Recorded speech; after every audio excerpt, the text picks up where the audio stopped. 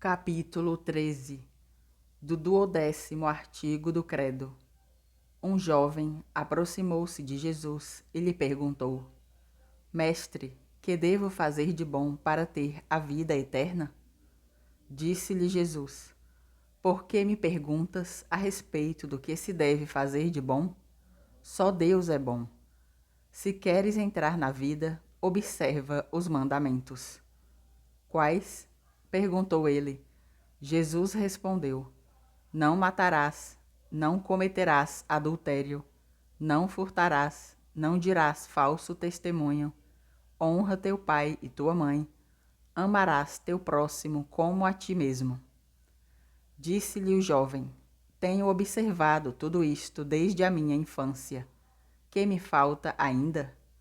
Respondeu Jesus: Se queres ser perfeito, vai, vende teus bens, dá-o aos pobres, e terás um tesouro no céu. Depois vem e segue-me. São Mateus, capítulo 19, versículo do 16 ao 21. Ora, a vida eterna consiste em que conheçam a ti, um só Deus verdadeiro, e a Jesus Cristo que enviaste. São João, capítulo 17, versículo 3. 247. Que nos ensina o último artigo do Credo, na vida eterna? O último artigo do Credo ensina-nos que depois desta vida há uma outra vida, ou eternamente bem-aventurada para os eleitos no paraíso, ou eternamente infeliz para os condenados ao inferno. 248. Como podemos compreender a felicidade do paraíso? Não podemos compreender a felicidade do paraíso, porque excede os conhecimentos de nossa mente limitada, e porque os bens do céu não podem ser comparados aos bens deste mundo. 249. Em que consiste a felicidade dos eleitos? A felicidade dos eleitos consiste em ver, amar e possuir para sempre a Deus, fonte de todo o bem. 250. Em que consiste a desgraça dos condenados? A desgraça dos condenados consiste em serem para sempre privados da visão de Deus e punidos com tormentos eternos no inferno. 251. Os bens do paraíso e os males do inferno são por agora apenas para as almas? Os bens do paraíso e os males do inferno, por agora, são só para as almas, porque, por enquanto, só as almas estão no paraíso ou no inferno. Mas depois da ressurreição da carne, os homens, na plenitude da sua natureza, isto é, em corpo e alma, serão ou felizes ou atormentados para sempre. 252.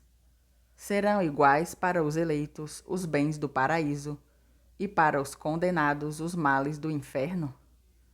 Os bens do paraíso para os bem-aventurados e os males do inferno para os condenados serão iguais na substância e na duração eterna, mas na medida, isto é, em grau, serão maiores ou menores, segundo os méritos ou deméritos de cada um.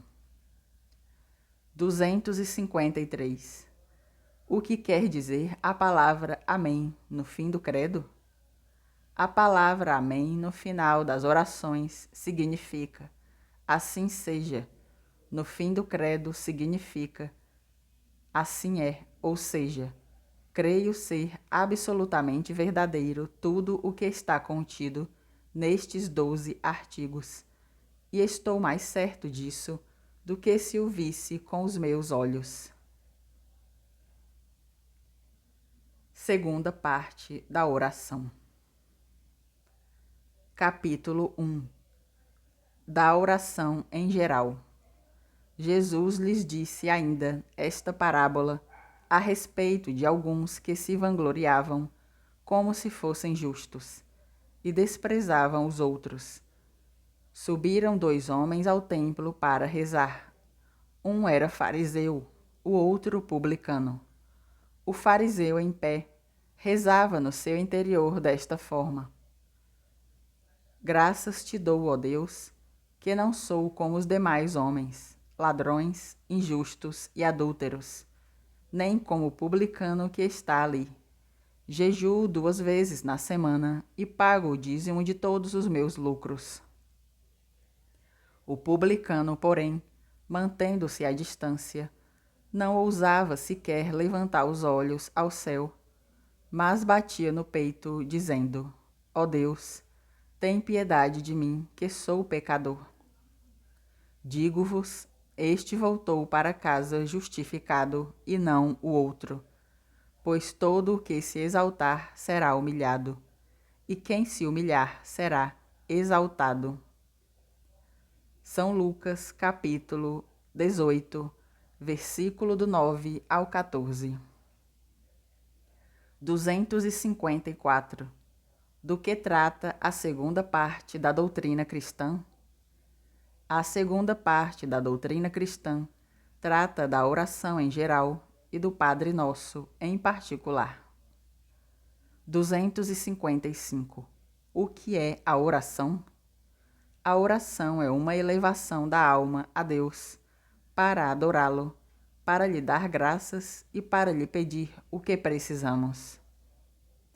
256. Como é dividida a oração?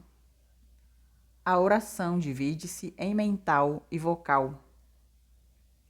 A oração mental é a que se faz somente com a alma.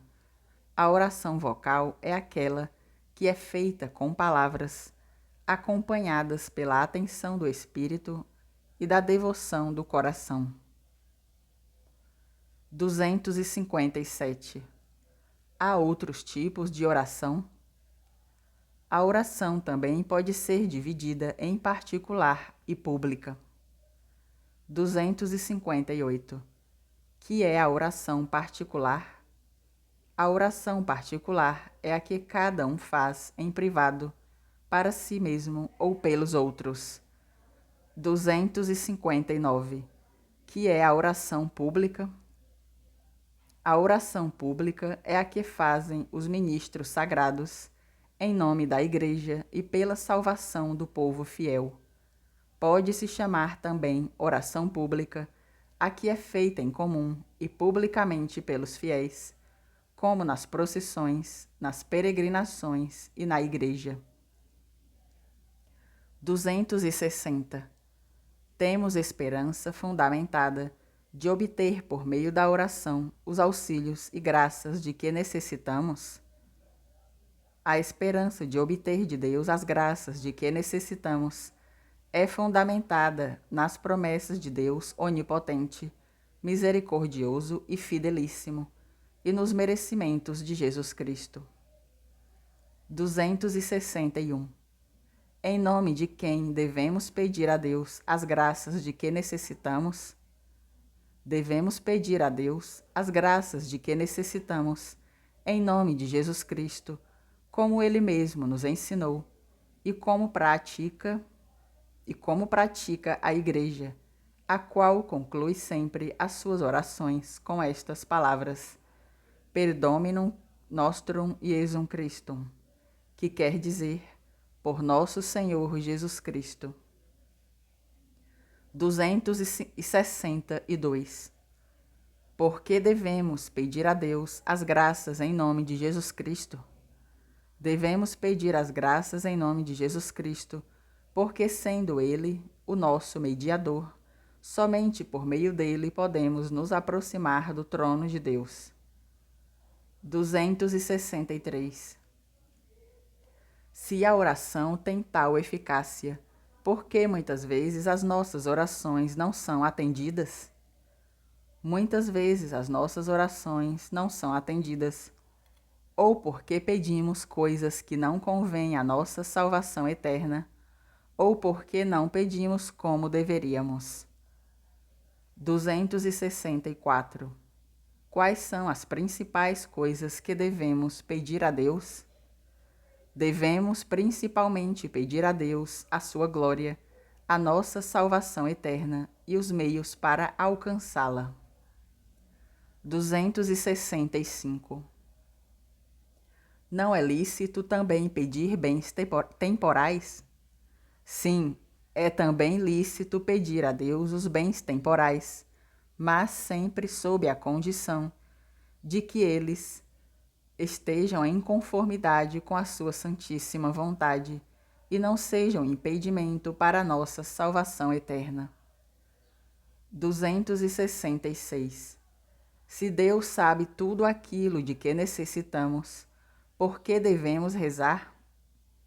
Ainda que Deus saiba tudo aquilo de que necessitamos, quer, no entanto, que nós rezemos, para que o reconheçamos como o doador de todos os bens, para lhe testemunharmos a nossa humilde submissão e para merecermos seu favor.